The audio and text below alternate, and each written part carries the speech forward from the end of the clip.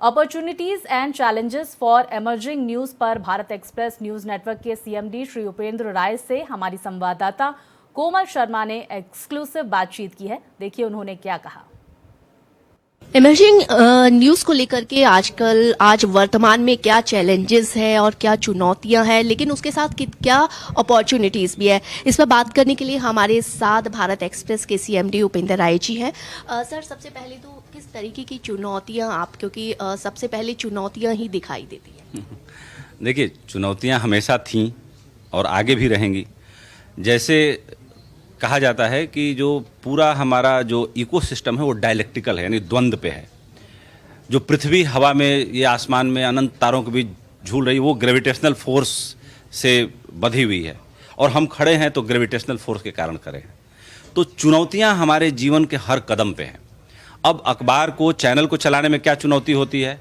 चुनौती ये होती है कि भाई उसके लिए सही पूंजी कहाँ से ले आएंगे, उसके लिए आप सही टीम का चुनाव कैसे करेंगे, पूंजी के लिए आपके पास विज्ञापनदाता कहाँ से आएंगे। ये हर चैनल के सामने, वो इस्टेब्लिश्ड हो, इमर्जिंग हो या स्टार्टअप हो, सबके सामने चुनौतियां हैं, मेरे सामने भी हैं।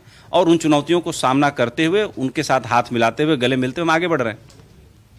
लेकिन क्या उन चुनौतियों के साथ साथ अपॉर्चुनिटीज जो है वो भी अपार दिखाई देती है? देखिए, मैंने कहा ना कि जब सांस आ रही है, यानी सारा सिस्टम डायलेक्टिकल है, द्वंद्व पे है। यानी हम सांस लेते हैं तो सांस छोड़ते हैं, दिन है तो रात है, सुख है तो दुख है, हंसी है तो गम भी है।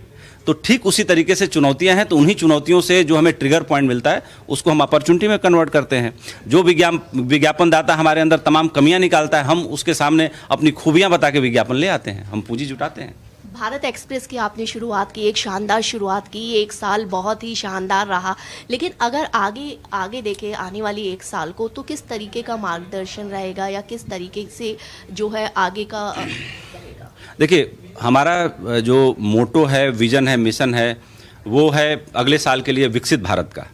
और विकसित भारत के सफ़र में हम सभी भारतवासियों को जो जहाँ है, जो भी प्रयास कर सकता है, जितना कंट्रीब्यूट कर सकता है इस देश की इकॉनमी में, सोसाइटी में, रोजगार देने में, लोगों को मोटिवेट करने में, अपनी देश की इमेज को अच्छा करने में।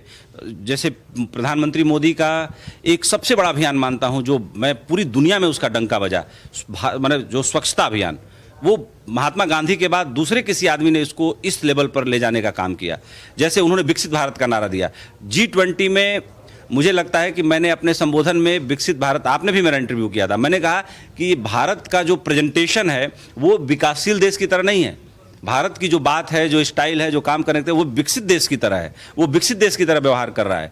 और मैं मानता हूं कि आज जो भारत की इकॉनमी को हम $5 ट्रिलियन तक हम आंक रहे हैं, अगर इंडियन डायस्पोरा को पूरी तरह से जोड़ दिया जाए और भारत के पास जो घरों में गोल्ड रिजर्व रखा हुआ उसको जोड़ दिया जाए, तो मैं मानता हूं भारत की इकोनॉमी भी 10 ट्रिलियन की है, इससे कम की नहीं है। लेकिन हम बैलेंस शीट के आधार पर देखते हैं तो मानते हैं कि भाई 5 ट्रिलियन के आसपास हम पहुंचने वाले हैं। 5 ट्रिलियन नहीं, हम 10 ट्रिलियन की इकोनॉमी है, अगर औरतें अपने घरों का रिजर्व निकाल के दे दे तो। भारत एक्सप्रेस से बात करने के लिए बहुत बहुत धन्यवाद, आभार। भारत एक्सप्रेस के लिए कैमरामैन रमेश राय के साथ कोमल शर्मा।